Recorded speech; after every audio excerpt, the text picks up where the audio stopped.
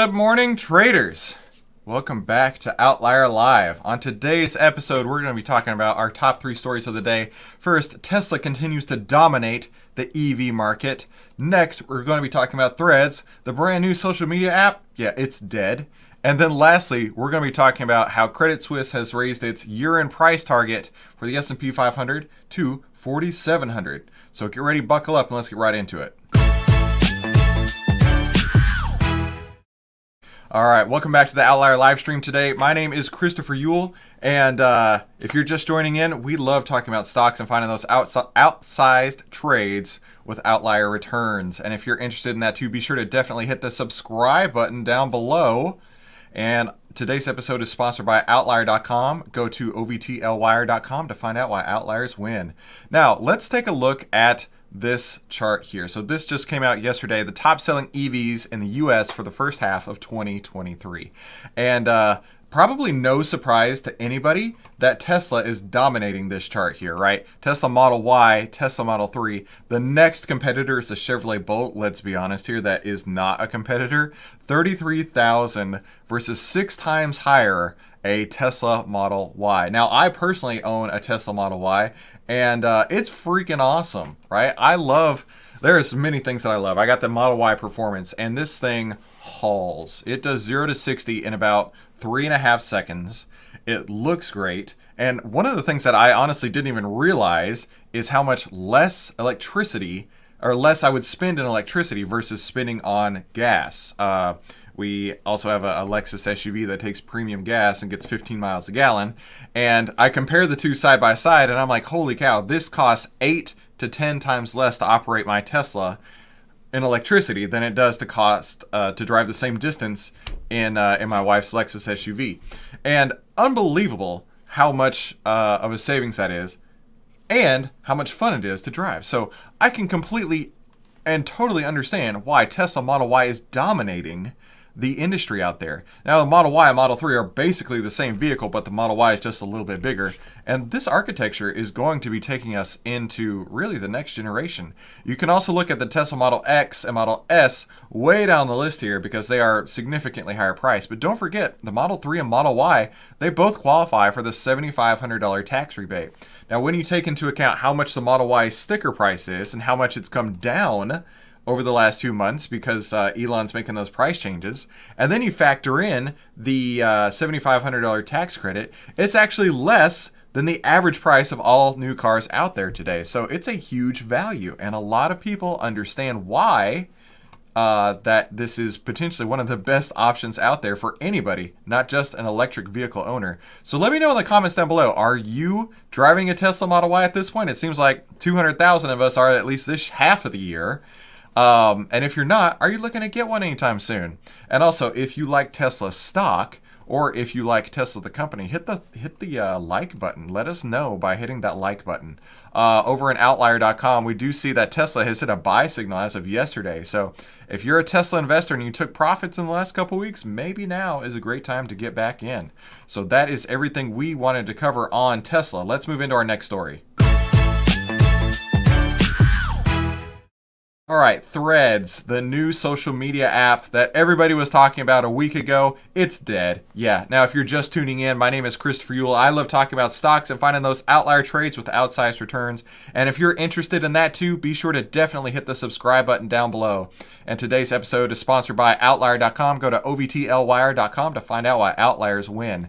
Now, Threads, it's so easy. It's a one-button click to open your Instagram app, which has, billions of users in it, and go from Instagram over to Threads.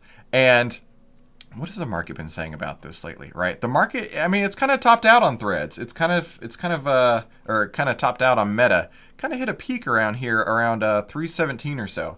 And I don't know. I think that whenever Zuckerberg was like, "Oh, we're gonna make the Twitter killer with Threads," right? We're gonna take Elon's best. Probably actually not best, worst investment.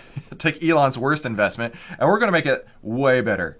And in the process, they are throttling users, they are censoring users, and in reality, they're not making it a platform where people want to share, and that shows, right? If it's a one click, I can sign up for Threads. Yeah, of course, everybody can click that. But see, the drop off of this, what is that? Like 5% maybe of what it was the first week, and I doubt that it's going to grow. I'm curious to see the daily active users, or as Elon likes to show, the average user seconds per day or something like that metric. Very curious to see how that has changed and how it grows. Now, when we look at Meta, it actually had a sell signal back on July 5th in outlier.com. Now, I don't know about you, but with Meta going up as much as it has, from like, let's call it April, from 237. In fact, let's go here. The buy signal came on May 4th when it was down at 231. And now, July 5th, it was at 290. So a $65 movement in the price of the stock. So I don't know about you, but that was probably a good place to take profits.